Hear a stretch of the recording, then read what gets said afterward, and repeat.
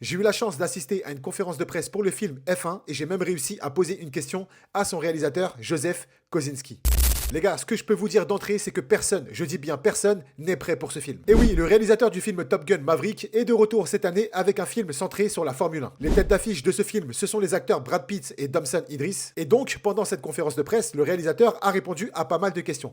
Et dans ces questions, il y en avait une, c'était la mienne. Pour commencer, il a notamment précisé, même si on le savait déjà, que Lewis Hamilton était producteur de ce film. On ne présente plus Lewis Hamilton, grand pilote automobile, déjà 7 fois champion du monde en Formule 1. Et au-delà d'être un simple producteur, Lewis a réellement bossé sur ce film. Il a notamment participé à des entraînements avec Brad Pitt et Damson Idris, parce que oui, dans ce film, ces deux acteurs joueront des pilotes, et l'une des questions était de savoir si oui ou non, ils avaient réellement piloté. Bien évidemment, vous l'aurez compris, la réponse est oui. Après des mois et des mois d'entraînement, Brad Pitt et Damson Idris ont réellement piloté dans ce film. Ça veut dire que dans ce film, on va avoir le droit à des séquences où ce sont vraiment eux qui sont en train de piloter. D'ailleurs, en parlant de ça, pendant cette conférence, le réalisateur nous a également précisé qu'apparemment, certaines scènes ont été tournées pendant de véritables courses. Et oui, c'est pendant les Grands Prix que pas mal de scènes ont été tournées. Ça veut dire, littéralement, pendant de véritables courses. Les gens qu'il y a dans les gradins, le public, ce sont de vraies personnes. Et ces personnes sont venues pour voir les courses. Ça veut dire que la production s'est incrustée au milieu de tout ça. Ils ont créé une écurie et ils ont attendu les temps morts, encore une fois, de véritables courses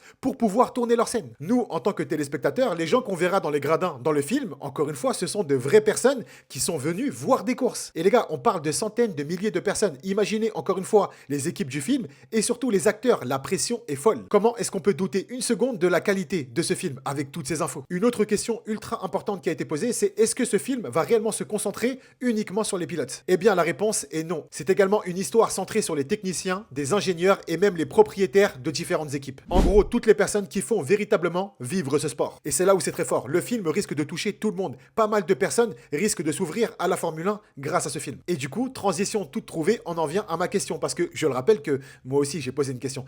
Et du coup, il m'a répondu. Ma question était de savoir si oui ou non ce film était fait pour tout le monde. Est-ce qu'il fallait être un spécialiste de ce sport ou alors pas du tout pour bien le comprendre? Et la réponse est non. Pas besoin d'être un grand spécialiste pour comprendre et surtout apprécier ce film. Le réalisateur a surtout précisé qu'il s'agit d'un film sur l'amitié, le sacrifice ou encore le travail d'équipe. La rédemption sera également mise en avant dans l'histoire. On parle vraiment d'une histoire universelle qui touchera tout le monde. Waouh, je sais pas vous, mais autant dire qu'avec toutes ces infos, maintenant, j'ai vachement hâte de découvrir ce film. Le film F1 sera disponible au cinéma en France le 25 juin 2025. Et les gars, je pense que je ne prends pas trop de risques à dire que c'est littéralement l'un des films les plus attendus de 2025. En tout cas pour moi.